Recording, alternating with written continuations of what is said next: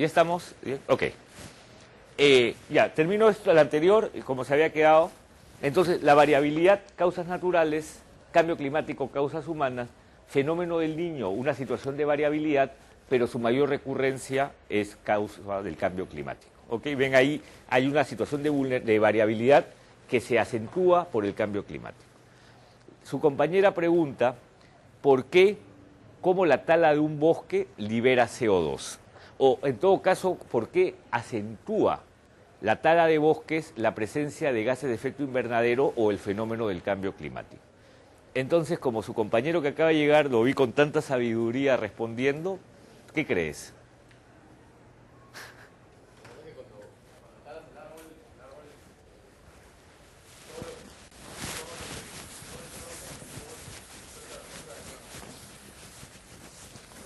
Ok. Miren, vamos a verlo de varias maneras, ¿ya? Nuevamente quizás lo podríamos ver desde el servicio del bosque. ¿Qué cosa hace el bosque en relación al cambio climático? En positivo. Claro, ¿recuerdan cómo se llamaba ese proceso? Fotosíntesis, ¿no? ¿Y en qué consiste la fotosíntesis?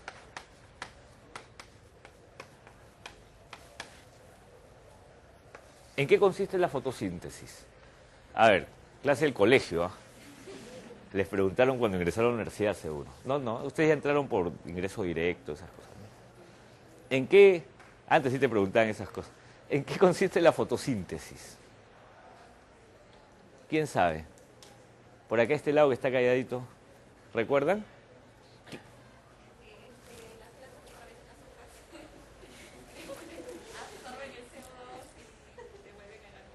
Correcto. Entonces hay CO2, capturan ¿qué cosa?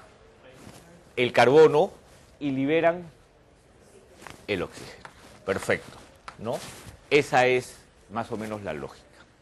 Y hay también una combinación de hidrógeno, ¿ya?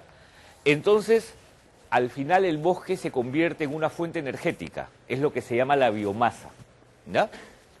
Y miren ustedes, y esto lo aprendí con Tomás Unger una vez en la Huacachina, tomando un whisky ahí en la Huacachina, con Tomás Unger, que coincidíamos, íbamos a exponer al día siguiente, un tipo divertidísimo, el que escribe en El Comercio, probablemente sepan quién, de primera. Y él me decía, mira, CH es la combinación de cualquier fuente energética, y esto solamente como cultura, no tienen que anotarlo siquiera. Si tú miras CH, son todos los hidrocarburos, ¿no? Por eso se llaman hidrocarburos. HC es lo mismo, ¿no? La presencia de carbono tiene mayor o menor peso. Entonces tienes el butano, el pentano, el metano, el propano, ¿no? Y todos los gases y los hidrocarburos líquidos, ¿correcto? El hidrocarburo más pesado. Lo único que varía es esto. Las composiciones H4C2, una cosa así, ¿eh? Eso es pura química, yo no conozco química tanto. Iguales en el bosque, ¿no? Carbono e hidrógeno. E iguales en el cuerpo humano. ¿Cómo se llama esto en el cuerpo humano? Las mujeres deben saber perfectamente. Siempre les preocupa. Los carbohidratos. Claro. ¿Qué cosas son los carbohidratos? Son fuentes de energía que el ser humano ha consumido siempre como fuente de energía. Pero esos carbohidratos que uno consume que uno se mete al cuerpo, son para consumirlos. Pero el hombre se ha vuelto sedentario. Entonces, esa fuente de energía se convierte en reserva, llamada grasa, ¿no? Pero como seguimos siendo sedentarios, entonces no los consumimos. Por eso es que ahora uno dice, mejor hay que bajar el consumo de carbohidratos. Esta historia de Tomás Unger, divertidísima, ¿eh? Tomando un whisky, como les digo. Entonces, en el bosque es lo mismo. El bosque tiene una fuente de energía, carbono e hidrógeno. Pero además hay una cosa más. El cambio climático se produce también por el hecho del reflejo del sol. Entonces el bosque tiene un efecto albedo, se llama, ¿ya? Que hace sombra. Entonces las hojas hacen que la sombra se disipe y se disipe el reflejo. Entonces, típico, vayan a una losa de fulbito y pónganse con el mismo sol, bajo un árbol, fresco donde está el parque, muy caliente donde está la loza, por el simple reflejo, ¿no? Ahí te darás cuenta que cuando talas ocurren varias cosas. Bueno, cuando quemas es clarísimo, porque estás emitiendo, pero cuando talas estás perdiendo la capacidad de captura, ¿no?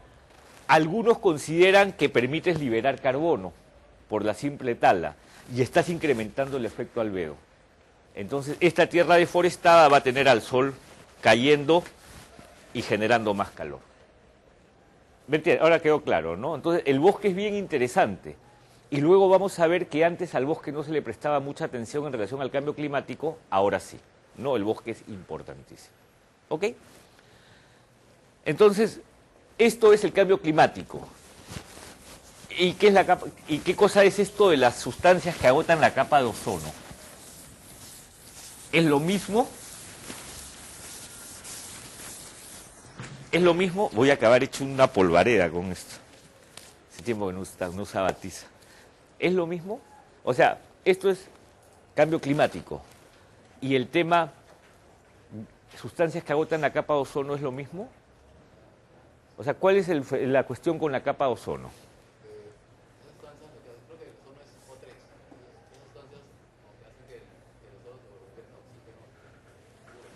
¿No? ¿Cuál es el rol de la capa de ozono?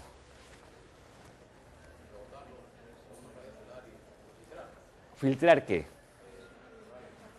Los rayos ultravioleta, ¿no? ¿Ok?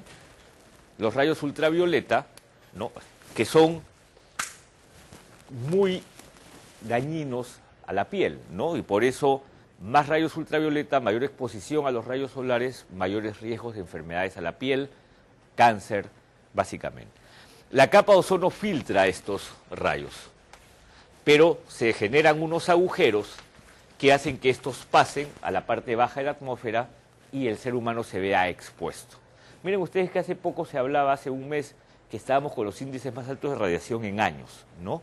Incluso por ahí estaban diciendo que los niños no iban a salir a los recreos o se iba a empezar a pensar en el uso de gorros. Y ahora se dice mucho que uno debería hacer bloqueadores no solo en la playa, sino a diario, ¿no? ¿Y qué sustancias causan el agotamiento de la capa de ozono?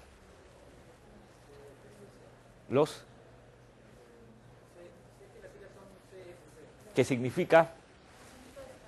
Son...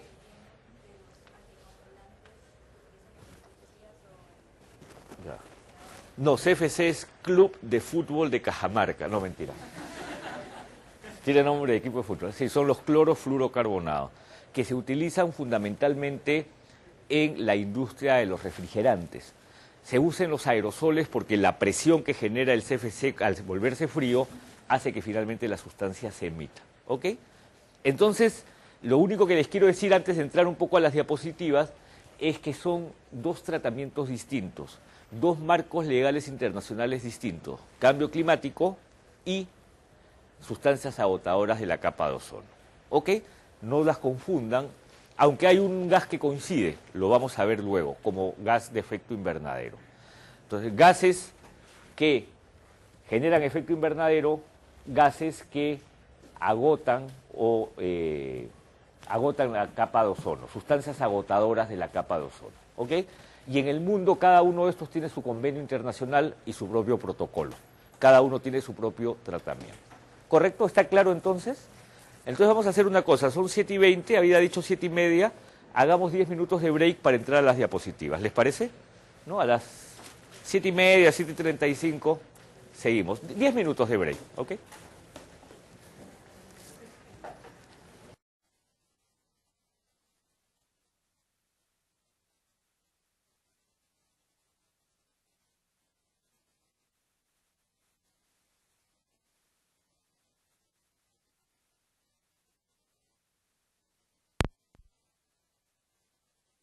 Pero saber o verificar el efecto invernadero es cuando uno deja incluso en un sitio frío un auto cerrado por mucho tiempo, ¿no? El auto internamente se calienta porque los rayos solares que han ingresado no tienen cómo escapar, la temperatura se va incrementando. ¿Qué es la lógica del invernadero, ¿no? El invernadero de plantas es lo mismo, lo que tratas de evitar es que la temperatura escape, entonces te genera un clima artificial. Y esta presencia de gases de efecto invernadero causado... ¿Quién juega? Real Madrid, que fue goleada, creo, ¿no? Al Tottenham, no, al Tottenham. ¿Ok? Y las consecuencias del cambio climático son consecuencias diversas. Salud. Por ejemplo, ¿qué tipo de consecuencias el cambio climático tiene en la salud? Cáncer a la piel, ese es más capa de ozono, ¿no? Porque tenga en cuenta, perdón un ratito, porque tenga en cuenta que en el tema cambio climático el problema no es una mayor penetración de rayos ultravioleta, sino simplemente un incremento de la temperatura porque los rayos que han entrado y elevado la temperatura no pueden escapar y la temperatura se incrementa. ¿Sí, Nati?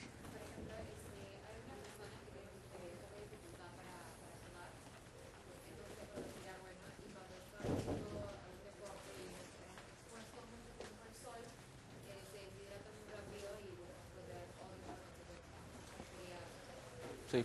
Ok, enfermedades respiratorias, ¿no? Eso es una de las consecuencias. Pero hay otra, que además la acabamos de ver en el caso peruano, fuertemente. Dengue, ¿no? Presencia de vectores que están cambiando el ambiente en el cual se desarrollaban naturalmente. Antes, cuando se hablaba de dengue, hablábamos fundamentalmente de la Amazonía. Ahora resulta que apareció dengue en Piura y en algún momento apareció el vector del dengue en La Paz, ¿no? Entonces uno dice, oye, ¿qué hace este vector en una zona tan alta? Es que se ha incrementado la temperatura y el vector está variando su hábitat natural de donde existía. Agricultura. ¿Hay problemas con la agricultura? O sea, ¿el cambio climático genera problemas en la agricultura?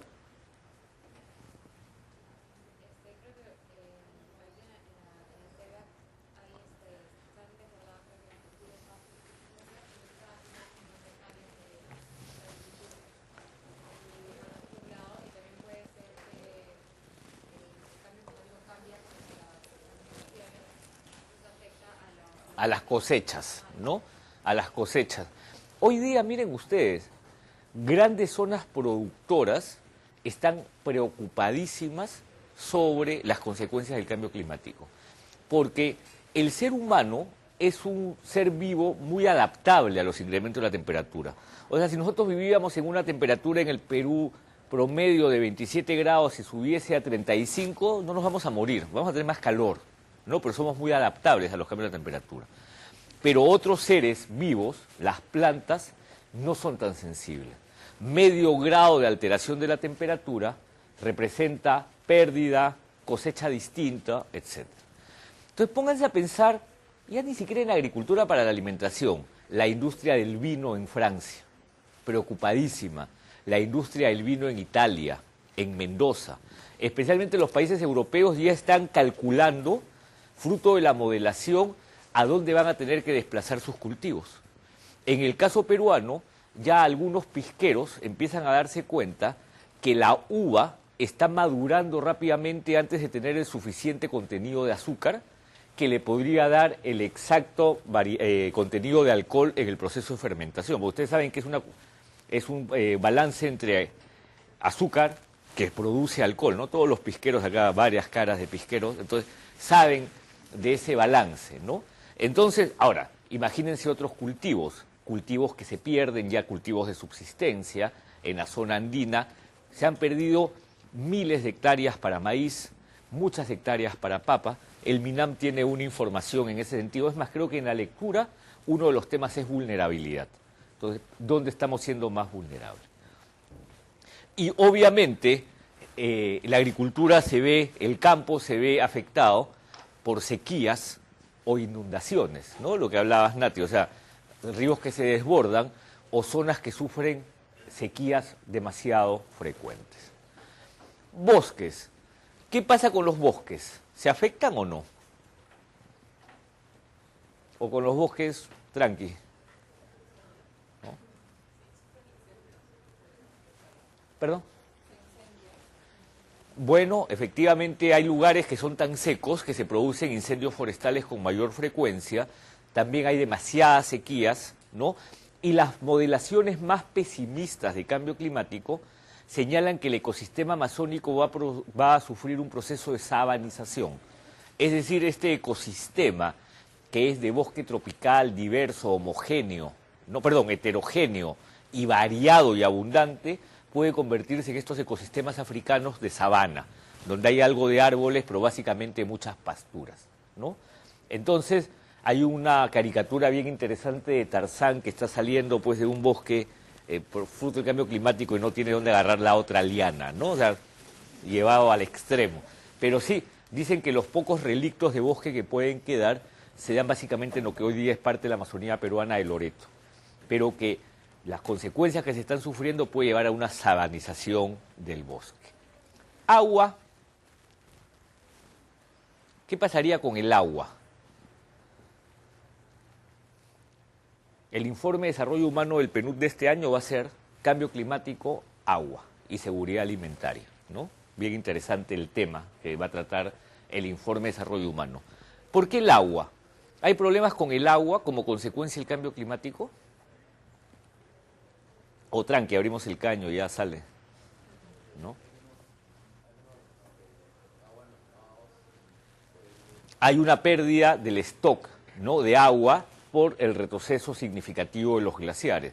Y el Perú, por ejemplo, y después vamos a ver por qué el Perú es tan vulnerable, el Perú posee el mayor porcentaje de glaciares tropicales en el mundo. Entonces, hay un problema de pérdida de agua, del stock, hay problemas de sequía, menor infiltración, pero además hay un problema que tiene que ver con zonas costeras, salinización.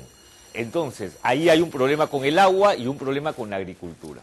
¿Por qué se produce la salinización como consecuencia del cambio climático? Porque si esta es la línea de costa y hay un proceso de deshielo, ¿no?, entonces se calcula un incremento en el nivel del mar.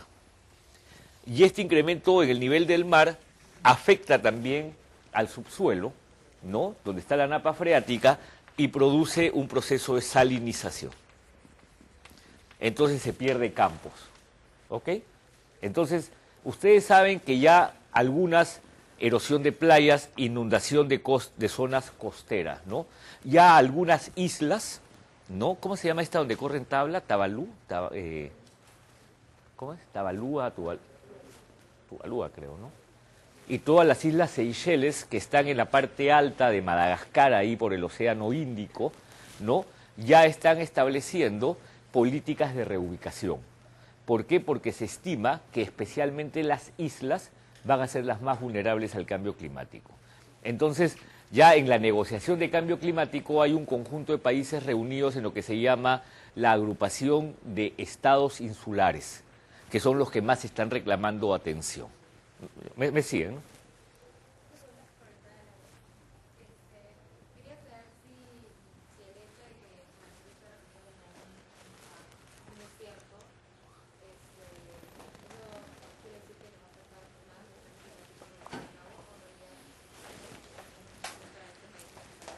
No te seguí, o sea, dices que el Perú está ubicado en un desierto y se nos va a afectar más el cambio climático. Bueno, de hecho no es que el Perú esté ubicado en un desierto, sino que Perú tiene una franja desértica que es el segundo desierto más árido del mundo, ¿no?, que es el mismo que viene desde Atacama y se convierte en el desierto de Sechura, ¿no?, causado por la corriente de Humboldt. Y el problema en el caso peruano es que ahí está la mayoría de la población. ¿De dónde viene el agua que poblaciones como la de Lima consumen? Fundamentalmente de lo que se llama evaporotranspiración, glaciares, deshielo, agua del subsuelo. Si los glaciares retroceden y se pierde la napa freática, Lima va a sufrir cada vez más escasez de agua. Es más, Lima se abastece de agua ya no naturalmente, sino por obras artificiales, que te traen agua de los valles interandinos. Pero lo que pasa en Lima no pasa al otro lado. Al otro lado, Perú está ubicado entre los países, el Perú tiene 5% de las reservas de agua dulce en el mundo. y el tamaño del territorio es 1% en comparación al tamaño del planeta, del área continental del planeta. Es decir, tenemos mucha agua, pero donde está el agua no está la población. Entonces tenemos un problema de distribución demográfica, ¿no? Toda la población está al lado costero, vertiente occidental Pacífico, donde no hay agua. Entonces, se estima que el Perú es uno de los países, tercer país más vulnerable a sufrir de estrés hídrico. ¿Correcto? Y bueno, y especies y áreas naturales protegidas, especies que se pierdan, especies que migren, ¿no? Hace poco una especie de Galápagos apareció en las costas de Piura, ¿no? Pingüinos magallánicos aparecen por Paracas, ¿no? Empiezan o el pingüino de Humboldt se va más al sur buscando un poquito más de frío porque esa costa se está calentando demasiado. Entonces, hay un proceso migratorio de especies y también pérdida de áreas naturales protegidas que en algún momento se conservaron como en la lógica de que iban a ser permanentes, pero resulta que están variando. Entonces, imagínense que uno tenga un área natural protegida para cuidar una especie y esa especie migró. ¿Para qué me sirve mantener esa área natural protegida? No tendría mucho sentido. Entonces, como verán, las consecuencias del cambio climático son diversas, son variadas, pero son bien severas. Y estas fotos muestran lo que ya viene ocurriendo. El deshielo de una llanura nevada en la Patagonia, año 28, todo cubierto de hielo, año 2004, todo absolutamente descongelado. Y este famoso glaciar Yanamarey, el año 82, hay un huequito de hielo, el año 92 creció, el año 97 retrocedió mucho, y el año 2005 ya casi no existe, ¿no? Y hay una del 2007 donde ya casi no queda nada. Y los que han ido a Pastoruri recordarán también cómo está retrocediendo, ¿no?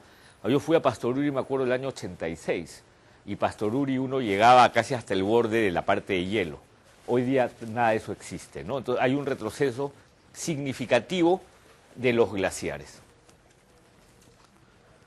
Y los glaciares peruanos han retrocedido en un 22% durante los últimos 25 años.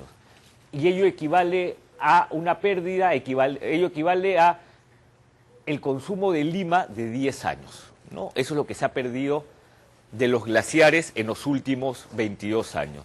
Y hay una modelación que dice que se van a seguir perdiendo. Y bueno, y ahí está este pata que los ha pintado de blanco, ¿no? No sé qué piensan, ¿funciona o no funciona? ¿Por qué funciona?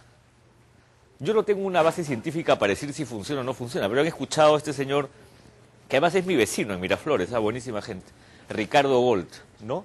Es inventor, él es inventor, esa es su profesión. Él dice que con esta pintada de blanco lo que hace es que no se retenga el calor, sino que rebote, ¿no? Entonces por eso los pinta con una cal blanca, ¿no?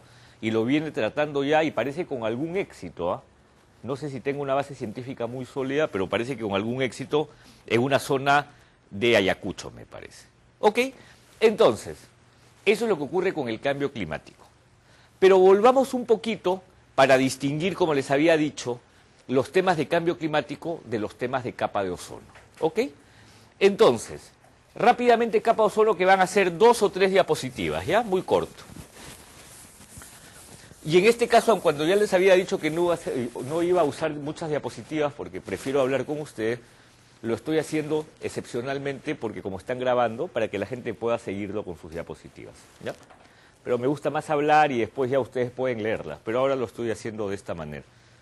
Me di cuenta, uno mientras más va dictando, más experiencia gana, que cuando uno da diapositivas a veces ya los alumnos no escuchan, ¿no? Porque dicen, tengo las diapositivas, ¿no? Entonces de ahí miro, ¿no? Y la verdad es que hablar con los alumnos es mucho mejor que presentar estas cosas. Pero ahora, como hay una filmación, es mejor hacerlo así. Miren, cuando uno piensa en capa de ozono, uno tiene que saber que hay un convenio internacional, Convenio de Viena,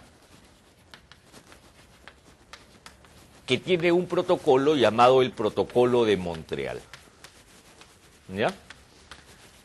Estos son los acuerdos internacionales que regulan el tema de las sustancias agotadoras de la capa de ozono. Algunos datos que no tienen que aprenderse de memoria, ¿no? El Protocolo de Montreal del año 87, enmendado complementa al Convenio de Viena ratificado por el Perú, ¿no? ¿Cuál es el objetivo? Esto sí es lo que interesa. Restringir y reducir la producción, comercio internacional y consumo de las sustancias agotadoras de la capa de ozono, tales como clorofluorocarbonos, halones y metilbromuro. Aquí me interesa que ustedes se den cuenta de algo interesante en el objetivo: restringir. Y van a ver que cuando veamos cambio climático, los otros convenios, no es restringir, porque no se puede, por razones económicas, por razones naturales. Acá, en cambio, sí. La idea es que determinados clorofluorocarbonos, halones y metilbromuro se restrinja. No todos, porque acá nuevamente entra la química. Hay algunos CF4 tal, eso sí, otros no, ¿ya? Pero no importa, eso para efectos de un abogado no es tan necesario saberlo de memoria. Pero son algunas sustancias agotadoras de la capa de ozono que se usan en soldadura, que se utilizan en refrigeración. Aires acondicionados, refrigeradoras, aerosoles, etc. También se utilizan en plantas industriales para mantener frío ciertas calderas, etc. Entonces, la idea de este convenio es restringir. Y este es un convenio antiguo.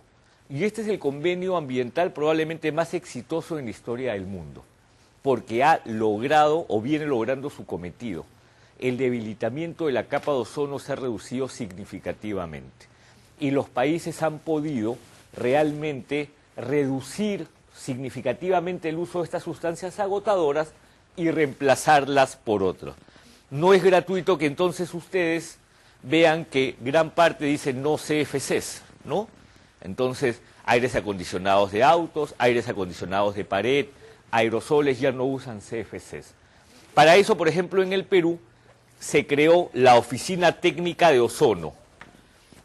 Obviamente en el Perú la producción o la industria de productos de la refrigeración que usan este tipo de sustancias es bien pequeña, pero hay algunas fábricas que hacen refrigeradoras, que hacen sistemas de aire. Entonces, ¿qué cosa hace la OTO del Ministerio de la Producción? Dar asistencia técnica para el reemplazo. Y lo que sí se ha establecido en el Perú es la prohibición en la importación de algunas de estas sustancias agotadoras de la capa de ozono. Entonces, el Perú alguna vez fue premiado por Naciones Unidas por ser uno de los países en vías de desarrollo que estaba dando mejor cumplimiento a este convenio y su protocolo. ¿Ok? Entonces, eso es capa de ozono. No necesitan saber más, ya saben que las consecuencias son consecuencias fundamentalmente a la salud. Y distinto es cambio climático. ¿Cuál es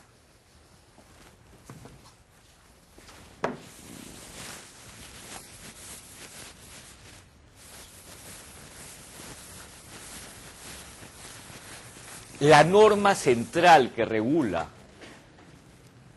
el tema de cambio climático en el mundo?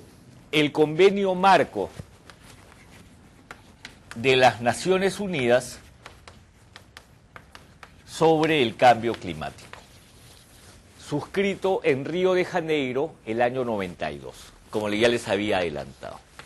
Entonces, en Río de Janeiro, cuando los países se reúnen en esta cumbre, la Conferencia de las Naciones Unidas sobre Medio Ambiente y Desarrollo, de las que le hablé creo que en la primera o segunda clase, entre otras cosas, suscriben este convenio marco de las Naciones Unidas sobre el cambio climático.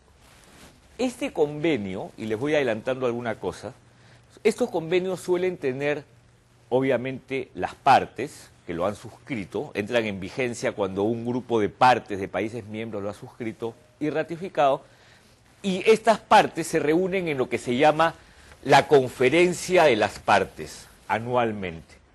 De ahí viene la palabra COP, ¿no? Entonces hay la COP número tal de cambio climático, la COP número tal de diversidad biológica. Cuando ustedes vean la COP tal de diversidad biológica, de inmediato saben, ok, está vinculado al convenio sobre diversidad biológica. Y la COP de Copenhague, la COP de Cancún, son COPs, Conferencia de las Partes, del convenio de cambio climático. ¿Ok? En una de estas COPs, el año 97, se aprobó el protocolo de Kioto.